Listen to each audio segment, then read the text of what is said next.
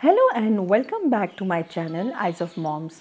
बढ़ते समय के साथ टेक्नोलॉजी डिपेंडेंसी भी बढ़ रही है। वैसे भी आजकल इस पैंडेमिक ने बच्चों की सारी ज़िंदगी घर के अंदर ही समा दी है।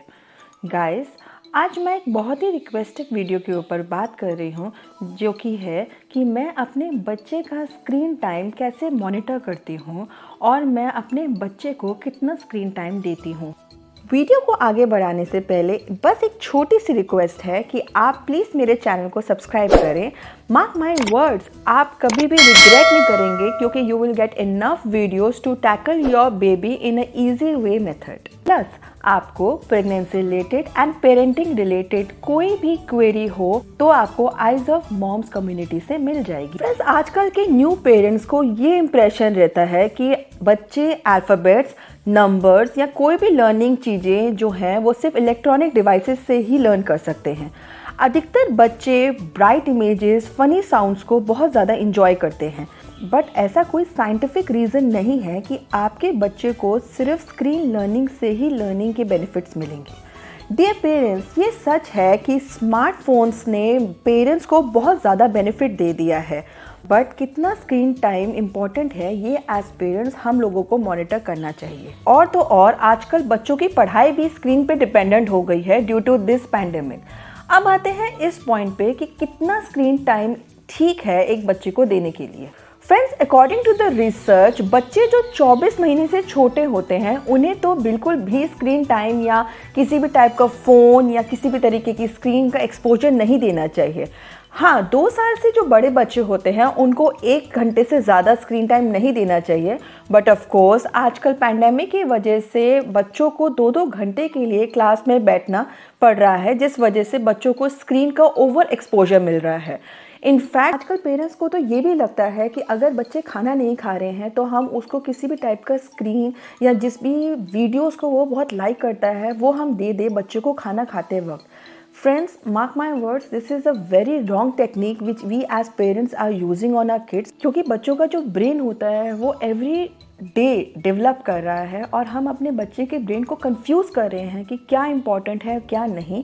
उसका ब्रेन यही डिसाइड नहीं कर पाएगा कि जो फूड है वो ज़्यादा इंपॉर्टेंट है as compare to watching the screen और as compare to watching the TV. Friends, अब ये जानने की कोशिश करते हैं कि क्या इफ़ेक्ट्स हो सकते हैं कि अगर अर्ली स्टेज के अंदर हमने स्क्रीन्स या टैबलेट्स या किसी भी तरीके का मोबाइल बच्चों को इंट्रोड्यूस कर दिया हो। तो सबसे बड़ा जो फ्लॉ होता है, आजकल बच्चे काउच पोटैटो की तरह स्क्रीन के आगे बैठे रहते हैं, जिसकी वजह से बच्चे आजकल ओबेसिटी का बहुत ज़्यादा शिकार हो रहे हैं।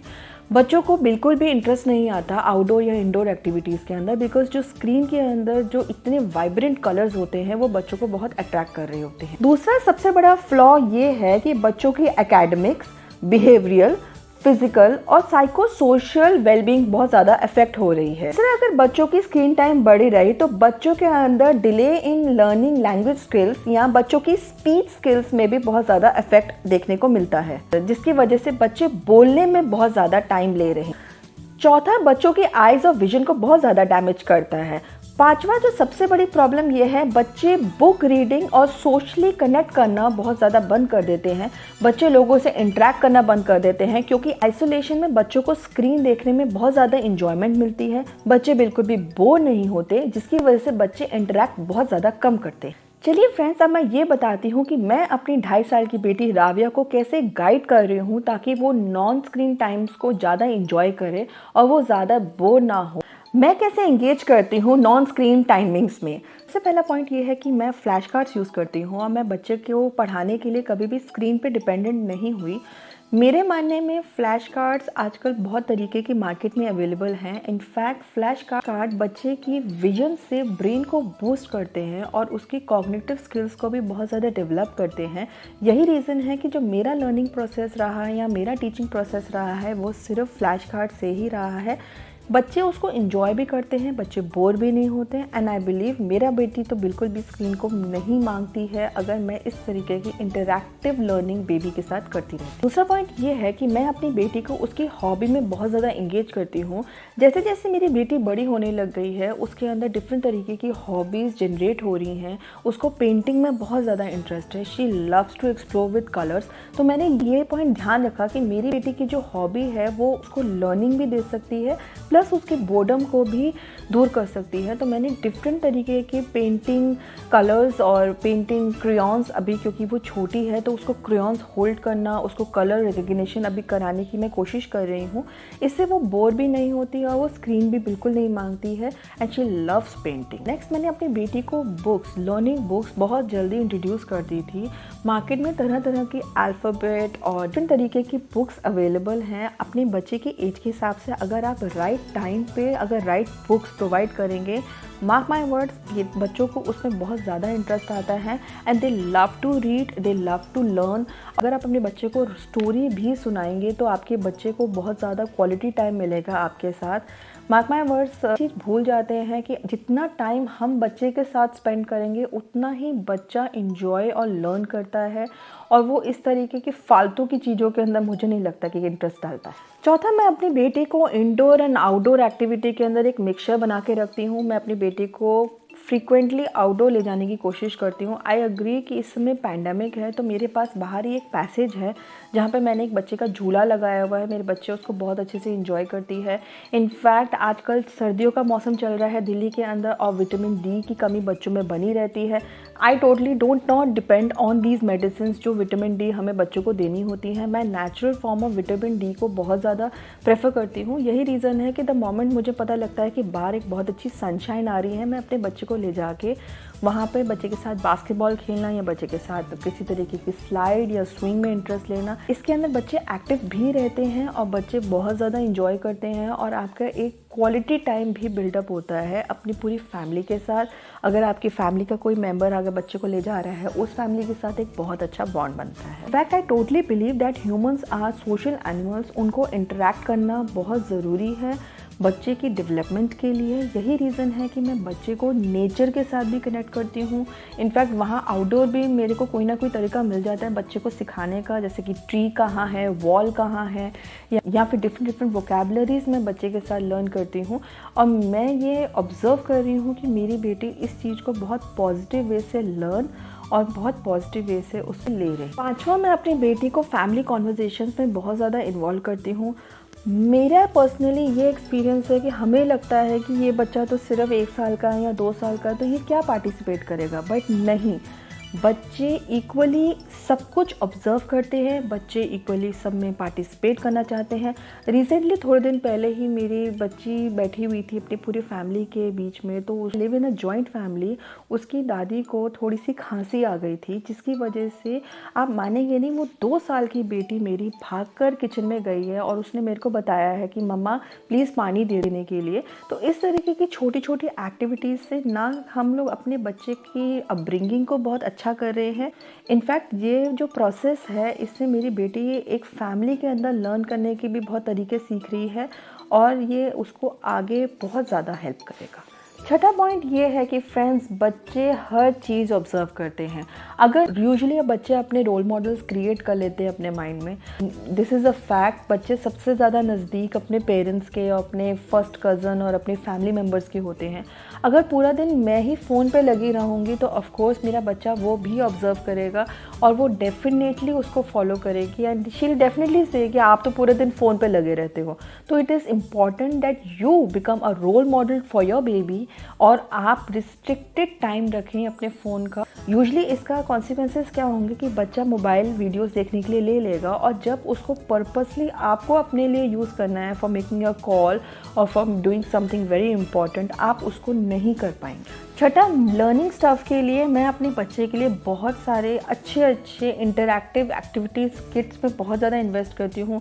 फ्रेंड्स, स्पेसिफिकली मैं आपको नहीं बता सकती कि किस तरीके की एक्टिविटी किट कौन सी एज के लिए ठीक है। आप खुद किसी भी ऑनलाइन स्टोर में अपने बच्चे के एज के हिसाब से आप सिलेक्ट करें कि किस तरीके की एक्टिविटीज़ की किट या बुक्स बच्चे के लिए इस एज के लिए बहुत ज़रूरी है। आप प्लीज़ उसके अंदर इन्वेस्ट करें। वन टाइम इन्वेस्टमेंट है फ्रेंड्स, लेकिन मार्क माय वर्ड्स, आप मैसिव डिफरेंस देखेंगे अपने बच्चों के अंदर।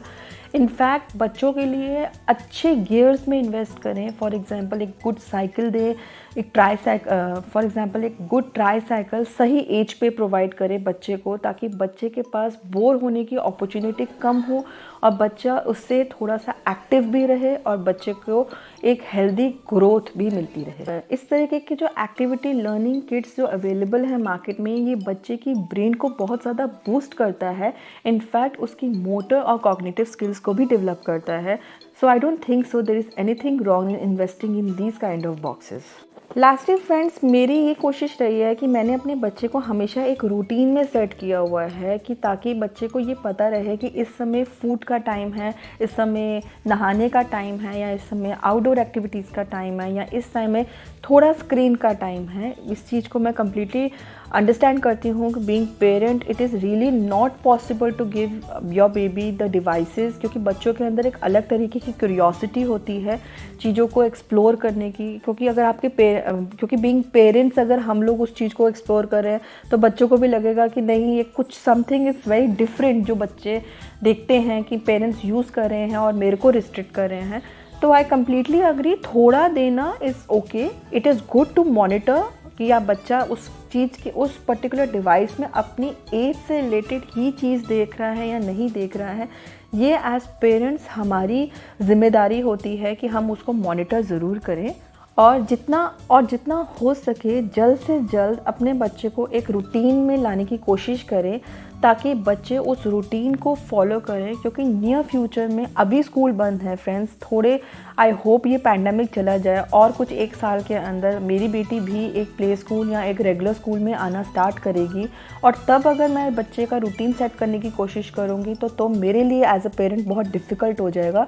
So it's good because training happens from home. I totally believe in this. So please start the training of your routine or start guiding your kid as soon as possible, the moment you are prepared for it to teach and she or he is ready to learn. Friends, मैं ये बिल्कुल नहीं कह रही कि अपने बच्चे को स्क्रीन बिल्कुल ना दे। Being a mother of a 2.5-year-old kid, मैं भी ये चीज़ को completely ऑब्जर्व करती हूँ। मैं भी अपनी बेटी को थोड़ा सा स्क्रीन देती हूँ, जिसके अंदर मेरी कोशिश रहती है कि वो राइम सीखे। अगर वो राइम सुन रही है तो, या वो कोई स्टोरी सुन ले, या उसके अंदर कुछ अल्फ़ाबेट्स से रिलेटेड चीज़ें सीख ले, जिससे उसकी कम से कम जो भी अगर वो टाइम स्पेंड कर रही है उसमें भी वो कम से कम लर्न करे, rather than wasting the time in just exploring the videos. तो मैंने वो रिस्ट्रिक्टेड कंटेंट ही बच्चे को दिया हुआ है। But yes, I do completely monitor कि मेरी बेटी को 10 से 20 मिनट से ज़्यादा टाइम मैं ना दूँ। अभी उसकी ऑनलाइन क्लासेस स्टार्ट नहीं हुई हैं फ्रेंड्स, तो अभी मेरे पास बहुत बेनिफिट है इस चीज़ का। बट आई कम्प्लीटली अंडरस्टैंड आप लोगों के बेबीज़ या आप लोग के जो टॉडलर्स होंगे इस समय स्कूल जा रहे होंगे, लेकिन इसका एफर्ट एज पेरेंट्स हमें करना पड़ेगा rather than the kid. Friends, do comment in the comment section below कि आप एज पेरेंट्स अपने बच्चे का स्क्रीन टाइम कैसे मॉनिटर कर रहे हैं। ये एक बहुत ही इम्पॉर्टेंट हैबिट है जो एज पेरेंट्स हमें रूल करनी पड़ेगी, नहीं तो things will go in when. Do give a thumbs up if you like this video. Please channel को सब्सक्राइब करते वक्त बेल आइकन को ज़रूर हिट करें। It gives me really good motivation that things जो मैं अपने बच्चे के साथ एक्सपीरियंस कर रही हूँ, आप लोग भी अपने बच्चे के साथ एक्सपीरियंस करके उसको लर्न कर रहे हैं। Please follow us on our social media channels on Instagram and Facebook for good and healthy parenting tips. Thanks for watching Eyes of Moms. Happy parenting.